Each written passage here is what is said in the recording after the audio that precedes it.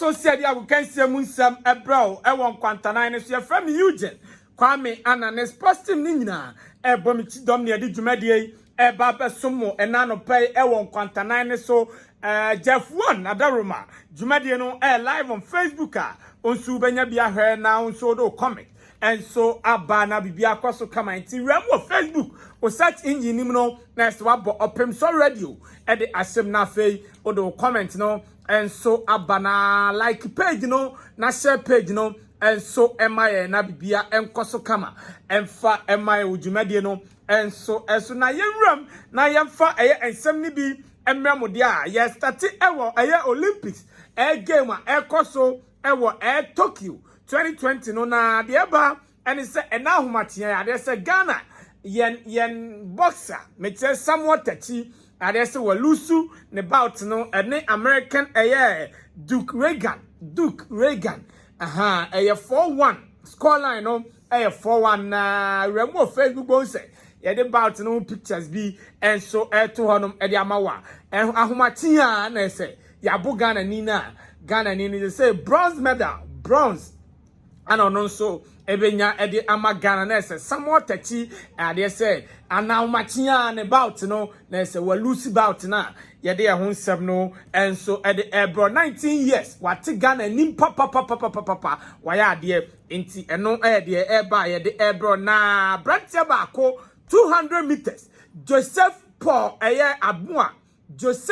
Amua abrantia no ono nso ni hit 7 nim and now match ade se ono nso eto so miensa ono nso qualifier o kowram e wo meche the semi-finals e wo 200 meters race no abrantia no enso awram ntia nei ukonkoto dwa ni mu a enne ahumnopa ya 11:55 and 11:50 AM and about in the semi-final no ebas anopa ya nti ukonkoto dwa ni mu a no abobi e de ama Joseph Paul Amua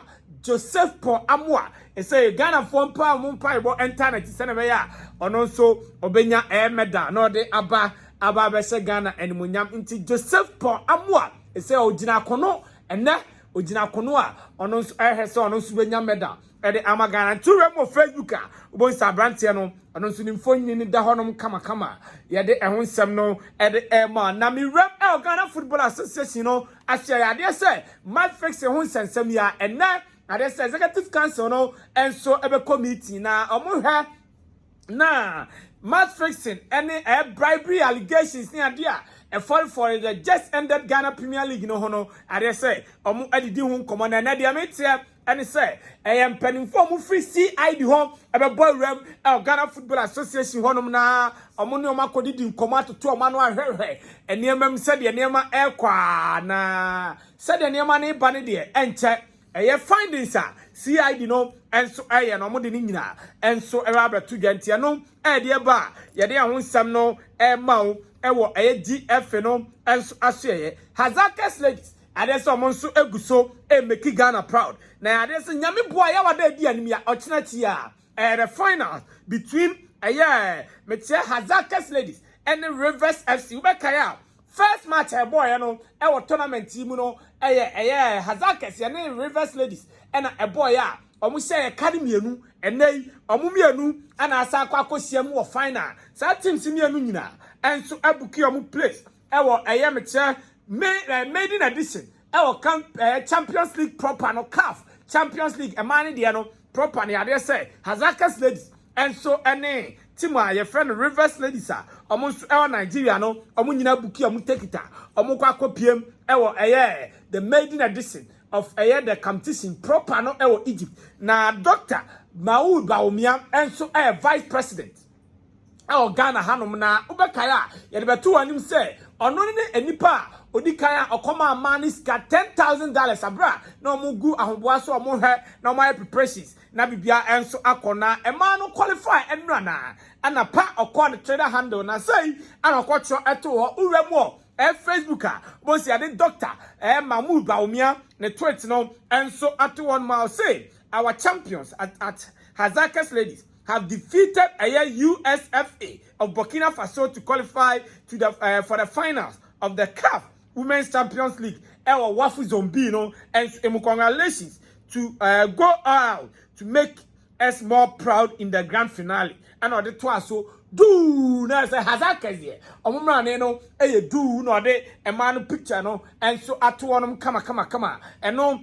vice president of the Republic of Ghana, Dr. Mahmoud Bawumia, and so ehun sama by the Emma Ejumadi ne so no na say promises ne de e de say kwa na koso na ye he se nyame boa yawada emano and so ebetimi awini trophy no na mo de abana bibia koso kama and so ama Ghana football ene on my konkron Ghana ye de ehun sam no e de Emma Ejumadi ne so media ma ase na ye wura na abeka enu e de to ani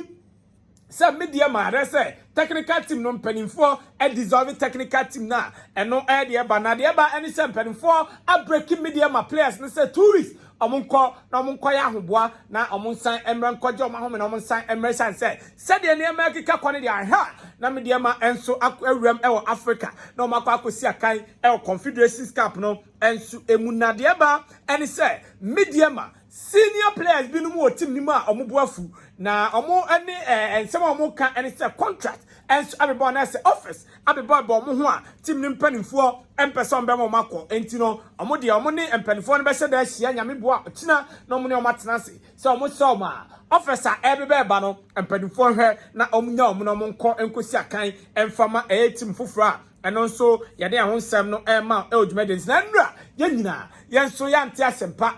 metia miagasa me bra musumuru sunsum oye staunch House of Folk supporter ena enra ono nso enya ne ba bi ekwa na House of Folk NCC no enso I release 10 na remo Facebook release no enso eda was NCC announces the death of Emmanuel Kofi de Graft aka Kofi Sunsum. As I was saying, it is with great sadness that the National Chapters Committee announces that to our numerous supporters and the football fraternity of the sudden death of Emmanuel Kofi de Graft, popularly known as Pa Kofi Sunsum, after a short illness. We convey the deep sympathies of the NCC and the Phobia family to the wife and family of our late brother and friend. The NCC will work closely with the family to ensure a fitting funeral for our former PRO and a great servant of the Oak Tree, a great Phobian and a vibrant supporter of House of Folk. And Ghana football has fallen, and the entire football fraternity is saddened for this loss. Rest in peace, Pa Kofi Sunsum Musumuru. Signed, Hesi Hemman Elvis Jr. Chairman NCC no ana omode away enso ababe tu gwanese eno de ba ye de ahonsam no de mount musumru aha sunsum no na yentie sunsum ne nsam ne kakra so hu na yemfa entete ye we ene we sansam we okan abra kotoko enso ewuram a omo ne team a ye friend no House of Folk kobo MTN Africa Cup no se da bi referee no decisions bi anko afamo.